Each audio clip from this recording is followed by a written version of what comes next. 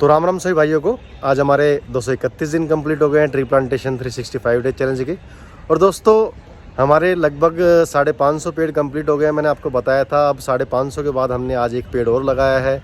और मैंने जो ये प्रण लिया है 365 दिन का, उसका बस एक यही रीज़न है कि दिल्ली में जो इतना ज़्यादा पोल्यूशन बढ़ रहा है, उसको हम ये चाहते हैं कि वो समस्या हमारे आने वाले सालों में ना रहे।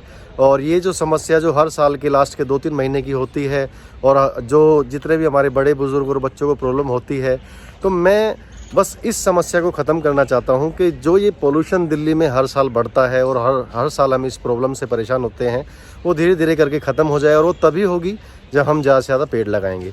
सो धन्यवाद दोस्तों, हम रोज़ पेड़ लगा रहे हैं, आप ऐसी सपोर्ट करते रहें, हम ऐसी पेड़ लगाते रहेंगे। Thank you.